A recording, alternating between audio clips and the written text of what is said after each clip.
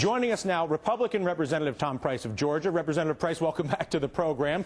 Dr. William Calvin, a professor, nice to see you, professor at the University of Washington and an expert in alternative energy and a nuclear energy and climate change project manager from the Union of Concerned Scientists, Ellen Banco. And it's a pleasure to have all three of you. Thank you so much for the time. Calvin, I'm going to begin with you on the science front. I want to go through some of the most basic fears. One fear is the water boils off, the rods break for whatever reason, and now I just have all these uranium pellets inside of the nuclear reactor, and I get effectively a meltdown because there's nothing to stop that nuclear reaction. What would be the worst case scenario in a situation like that? A slag heap in the basement, basically. Say it again? You get a lot of heat. you get a big meltdown, and it's basically a slag heap in the basement of the building. The main problem that you get from that is, of course, fire.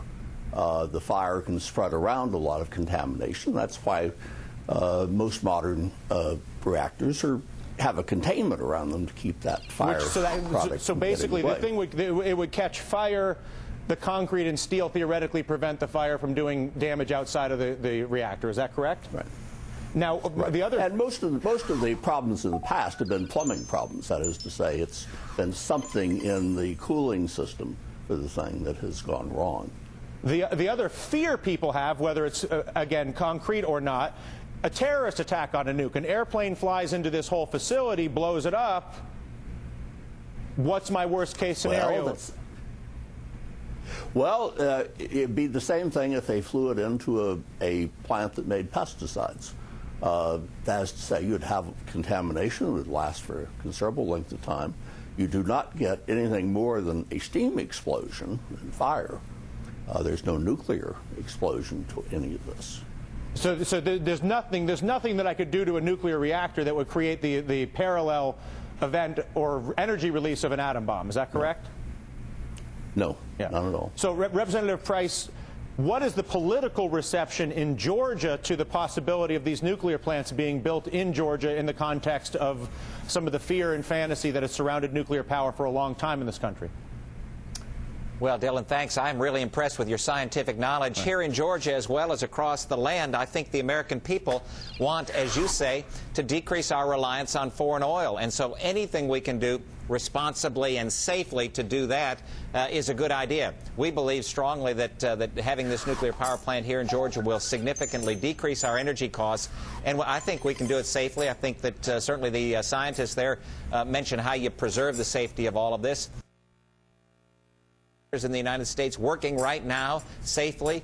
We ought to continue to expand this because it is safe and clean energy. Ellen, one point that you made when you saw this news was this looks like pork, and understandably, you can look and you can see the lobbying money from some of the power generation companies to the Obama campaign, and then you can see the loan guarantees coming back to them.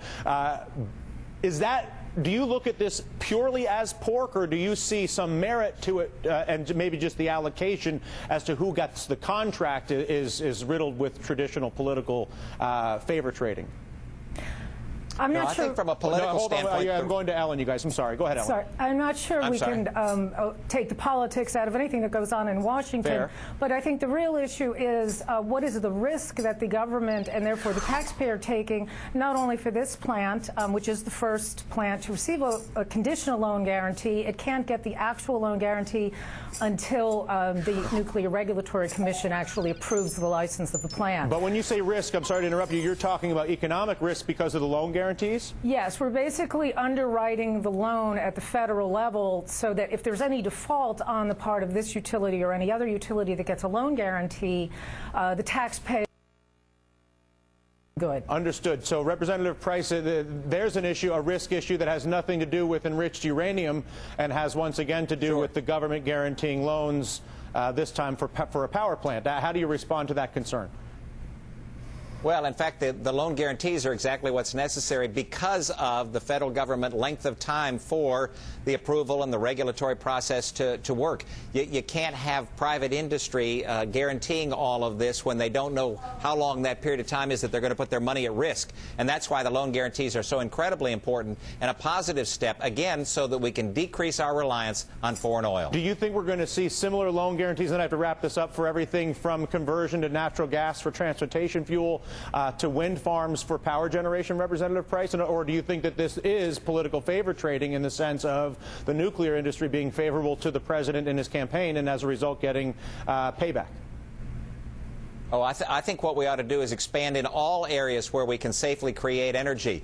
And the same kind of regulatory process stymies our ability to utilize American resources effectively and safely for Americans, whether it's offshore or onshore or clean coal or oil shale or nuclear energy. All of those things ought to be streamlined, and we ought to be moving toward a system where we are not relying on foreign oil. Yeah, the foreign oil issue, I think, is really the biggest issue this country faces. I thank all three of you for the conversation and the time. Thank you, Representative Price. Thank you, Calvin. Thank you, Ellen. Thank you both. Thank you.